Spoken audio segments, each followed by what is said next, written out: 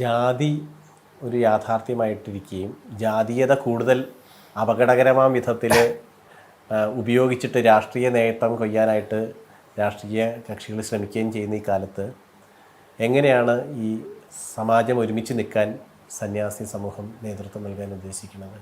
സന്യാസിക്ക് ജാതിയില്ല.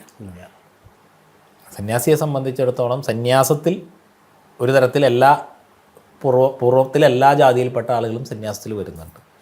ആ ആചാര്യന്മാരെ ധാർമ്മികമായിട്ടുള്ള എല്ലാവരും ഗുരുക്കന്മാരായിട്ട് സ്വീകരിക്കുന്നുമുണ്ട്. ഇപ്പോൾ കേരളത്തിൽ തന്നെ ഒന്ന് ചിന്തിച്ചാൽ കേരളത്തിലെ എല്ലാ സമുദായങ്ങളിൽ നിന്നും ഇവിടെ സന്യാസത്തിലുള്ള ആചാര്യന്മാരുണ്ടായിട്ടുണ്ട്. സദാനന്ദ ഗുരുദേവൻ, ശുഭാനന്ദ ഗുരുദേവൻ, അങ്ങനെ ഒരു വലിയ ശ്രീനാരായണ ഗുരുദേവൻ, അങ്ങനെ വലിയൊരു പരമ്പരയുണ്ട്. ഇവരുടെയൊക്കെ ശിഷ്യന്മാരെ നോക്കിയാൽ ഇന്നത്തെ ഒരു രാഷ്ട്രീയ ഭാഷയിൽ പറയുകയാണെങ്കിൽ നായാടി മുതൽ നമ്പൂതിരി വരെയുള്ള എല്ലാവരും അവരുടെ ശിഷ്യന്മാരായിട്ടും ദീക്ഷ സ്വീകരിച്ച് സന്യാസിമാരായിട്ടുള്ള ശിഷ്യന്മാരായിട്ട് വരെയുണ്ട്. പലപ്പോഴും അന്യമതസ്ഥർ പോലും ഇവരുടെ ശിഷ്യന്മാരായിട്ട് വന്നിട്ടുണ്ട്. അപ്പോൾ ധർമ്മത്തിൻ്റെ മുമ്പിൽ അല്ലെങ്കിൽ സന്യാസിയുടെ മുമ്പിൽ ജാതിയില്ല. പിന്നെ രാഷ്ട്രീയമായ കാരണങ്ങൾ കൊണ്ട് ഇവിടുത്തെ സംസ്കൃതിയെ നശിപ്പിക്കാൻ ആഗ്രഹിച്ച എല്ലാ പ്രത്യയശാസ്ത്രങ്ങളും, അത് സെമറ്റിക് മതങ്ങളായിട്ടുള്ള ക്രിസ്ത്യാനിറ്റി ആയിക്കോട്ടെ, ഇസ്ലാം ആയിക്കോട്ടെ, കമ്മ്യൂണിസം ആയിക്കോട്ടെ, ഈ 3 സെമറ്റിക് മതങ്ങളും ജാതിയാണ് ഈ സംസ്കൃതി, ജാതീയമായിട്ടുള്ള ഉച്ചനീചത്വങ്ങളാണ് ഈ സംസ്കൃതി എന്ന് പ്രചരിപ്പിക്കാൻ ബോധപൂർവം ശ്രമിക്കുന്നുണ്ട്. അതിൻ്റെ പേരിൽ വിദ്യ നിഷേധിച്ചു, അങ്ങനെ ചെയ്തു, ഇങ്ങനെ ചെയ്തു എന്നൊക്കെ പറഞ്ഞിട്ട് ഒരുപാട് കഥകൾ. ഇപ്പോൾ ഇവിടെ നങ്ങേലിയുടെ മുല മുറിച്ചു, ഒറ്റപ്പാലത്ത് ഉപ്പ് ചോദിച്ചതിന് തല്ലിക്കൊന്നു എന്നൊക്കെ പറഞ്ഞിട്ടുള്ള യാതൊരു തരത്തിലുള്ള ചരിത്ര വസ്തുതകളും ഇല്ലാത്ത കഥകൾ ഇവരുണ്ടാക്കുകയും പ്രചരിപ്പിക്കുകയും ഒക്കെ ചെയ്യുന്നുണ്ട്. അതൊക്കെ യഥാർത്ഥത്തിലുള്ള ചരിത്രാന്വേഷകന്മാർ അതിനെയൊക്കെ തള്ളിക്കളഞ്ഞിട്ടുണ്ട്. പക്ഷേ ഈ മൈക്ക് വെച്ച എല്ലാ കവലയിലും ഇത് തന്നെ പ്രസംഗിച്ചുകൊണ്ടിരിക്കുന്നതിൻ്റെ പ്രശ്നങ്ങളുണ്ട്. ഇപ്പോൾ ഈ വിദ്യ നിഷേധിച്ചു എന്ന് പറയുന്ന ഒറ്റ കാര്യം മാത്രം എടുത്താൽ, കണ്ണൂർ കാസർഗോഡ് ഭാഗത്ത് മറുത്ത് കളി എന്ന് പറയുന്ന ഒരു ക്ഷേത്ര അനുഷ്ഠാനമുണ്ട്. സംസ്കൃതത്തിലെ ഗാഠമായിട്ടുള്ള ശാസ്ത്ര തർക്കമാണ്.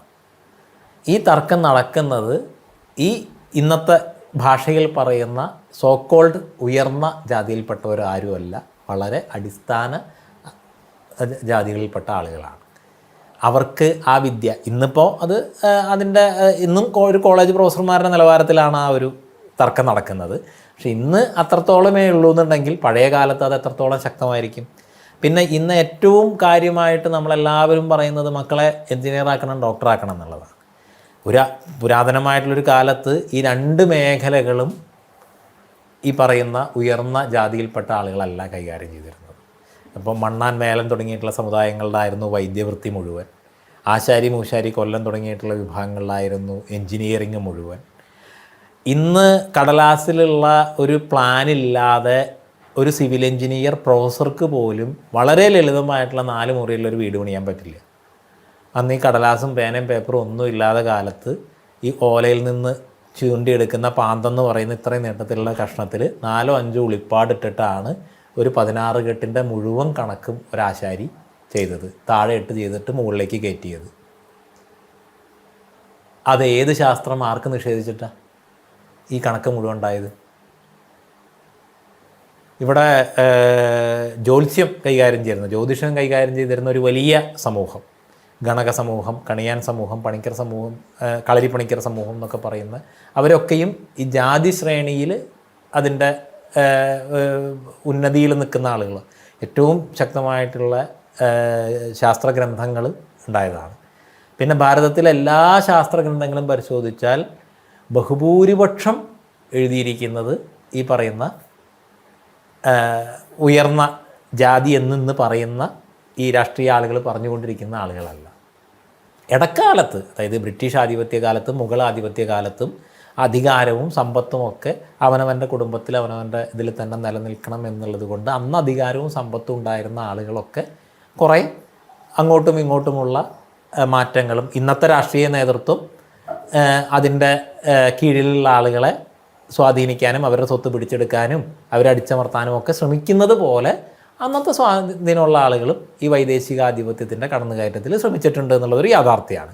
പക്ഷെ അത് വിട്ടിട്ട് ഇപ്പോൾ പഴയ കാലത്ത് യൂറോപ്പിലും പേർഷ്യയിലും അറേബ്യൻ രാജ്യങ്ങളിലുമൊക്കെ ഉണ്ടായിരുന്ന അടിമത്വത്തിൻ്റെ ചിത്രം നമ്മൾ കണ്ടാൽ ഇന്നും അതിഭീകരമായിട്ടുള്ള വംശവെറി പാശ്ചാത്യ രാജ്യങ്ങളിലുണ്ട്. ആഫ്രിക്കനോടും അമേരിക്കയിലെ ഇന്ത്യൻസിനോട്, അതായത് തദ്ദേശീയരായിട്ടുള്ള അങ്ങനെയാണ് ഇന്ന് അവരത് ആ വാക്കിനെ അവർ നിഷേധിക്കുന്നുണ്ട്, ആ വാക്കിനെ തന്നെ. പക്ഷെ അവർ തദ്ദേശീയർ എന്നാണ് അവരെ സ്വയം കഷ്ടപ്പെടുന്നത്.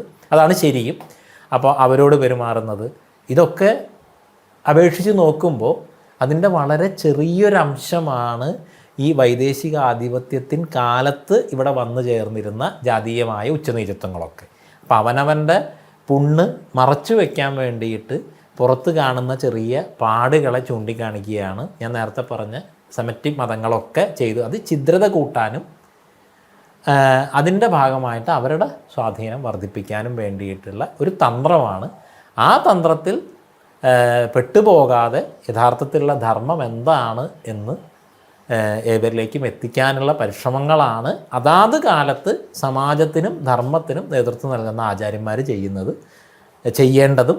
അത് സന്യാസിമാർ കേരളത്തിൽ വളരെ ശക്തമായിട്ട് തന്നെ അത് ചെയ്യുന്നുണ്ട്. സന്യാസാശ്രമങ്ങളൊക്കെ തന്നെ ആ തരത്തിലുള്ള പരിശ്രമങ്ങൾ ചെയ്യുന്നുണ്ട്.